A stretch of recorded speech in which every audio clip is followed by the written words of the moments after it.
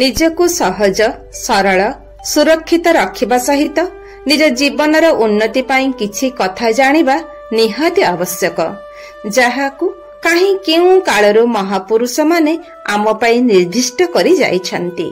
ଯେମିତି ସତ୍ୟ ହୋଇଥିଲେ ମଧ୍ୟ କାହାରି ମରମ କଥା କହିବ ନାହିଁ, କାହାରି ନ୍ୟାୟ କରିବାକୁ ସହଜରେ ଯିବ ନାହିଁ। ଯିଏ ଅନ୍ୟକୁ ଠକାଏ ସେ ନିଜେ ଠକିଯାଏ। ଗର୍ବ କରୁଥିବା ବ୍ୟକ୍ତି କଦାପି ଉନ୍ନତି କରିପାରେ ନାହିଁ। ଯେଉଁ ବ୍ୟକ୍ତି କଷ୍ଟ ସହି ଦୁଃଖ ଭୋଗ କରେ ସେ ପ୍ରକୃତରେ ଧନବାନ ଓ ଗୁଣବାନ। ଗୃହିଣୀକୁ ତ୍ୟାଗ କରି ଦାସୀକୁ ଆଦର କରିବା ଉଚିତ ନୁହେଁ। ଗୁରୁଜନ ବାକ୍ୟ ଲଙ୍ଘନ କଲେ ଅମଙ୍ଗଳ ହୁଏ। ପିତୃ ଆଜ୍ଞା ପାଳନ ନ କଲେ ଦୁଃଖ ମିଳେ। ଯିଏ ନିଜକୁ ବଡ଼ ମନେ କରେ ସେ ନଗଣ୍ୟ ମଧ୍ୟରେ ଯାଏ। ଯିଏ ପର ଦୁଃଖରେ ଦୁଃଖୀ ହୁଏ ସେ ପ୍ରକୃତରେ ସୁଖୀ। ଅଭାବ ଥିଲେ ବରଂ ଉପବାସରେ ରହିବ, କିନ୍ତୁ ଋଣ କରିବ ନାହିଁ। ଅସମ୍ଭବ କଥାକୁ ବିଶ୍ୱାସ କଲେ ଦୁଃଖ ପାଇବାକୁ ହୁଏ। ଯାହାର ମନ ବଡ଼ ସେ ପ୍ରକୃତରେ ବଡ଼। ଯାହାର ହୃଦୟ ନୀଚ ସେ ଧନୀ ଗୁଣବାନ ହୋଇ ସୁଦ୍ଧା ନୀଚ ବ୍ୟକ୍ତି ଅଟେ।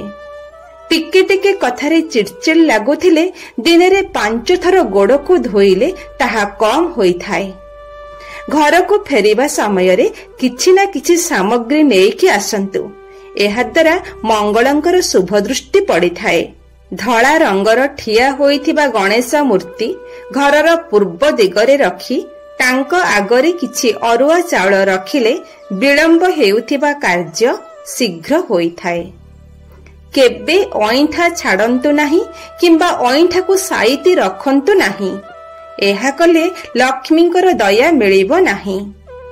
ପାଠ ପଢୁଥିବା ଛୋଟ ପିଲାମାନଙ୍କୁ କଂସା ବାସନରେ ଖାଇବାକୁ ଦିଅନ୍ତୁ ଏବଂ ମାସରେ ଅତି କମରେ ଥରେ ବ୍ରାହ୍ମୀ ଶାଗ ଖାଇବାକୁ ଦିଅନ୍ତୁ। ଶିଶୁର ସ୍ମରଣ ଶକ୍ତି ବୃଦ୍ଧି ପାଇବ।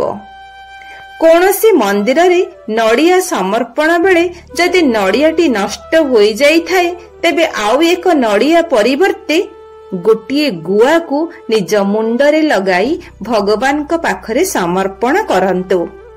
ଏହା କରିବା ଦ୍ୱାରା ଦୋଷ କଟିଯାଏ। ଘରର ବିମ୍ ତଳେ ବସନ୍ତୁ ନାହିଁ କିମ୍ବା ଖଟ ପକାଇ ଶୁଅନ୍ତୁ ନାହିଁ।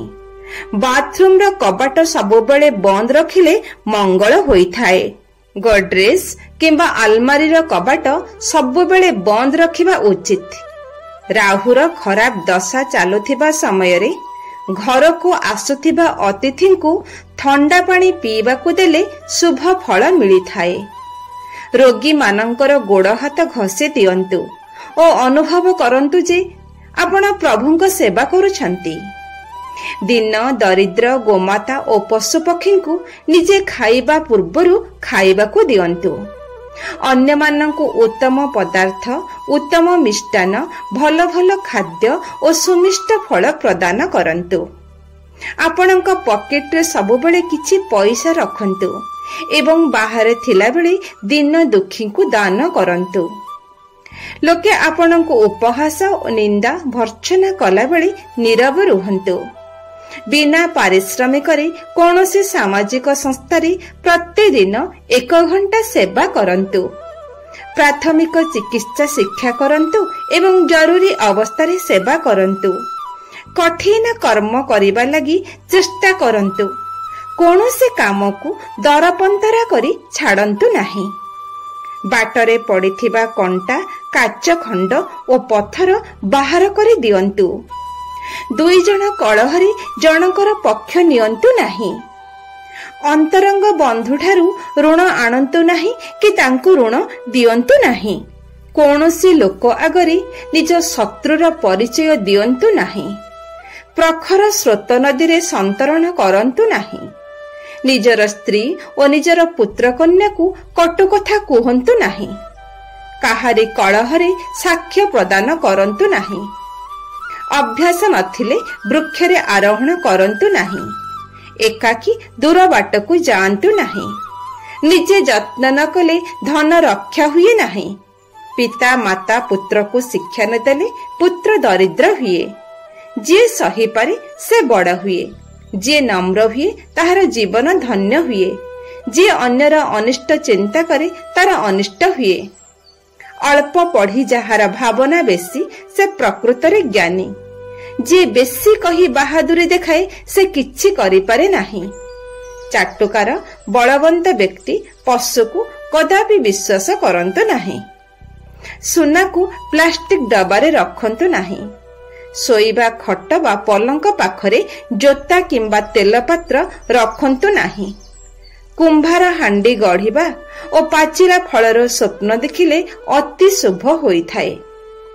अस्वस्थ वृक्ष मूलरे प्रत्येक गुरुवार दिन जलदान करंतु। किछि कंचा क्षीर हलदी गुंड मिसाई अस्वस्थ वृक्ष मूलरे ढाळंतु। वृक्ष को प्रदक्षिण करंतु। एहा करिबा द्वारा अनेक शुभ फल प्राप्ति होइथाए।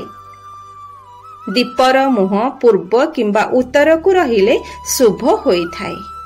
दक्षिण बा पश्चिम को रहिले अशुभ होइथाए।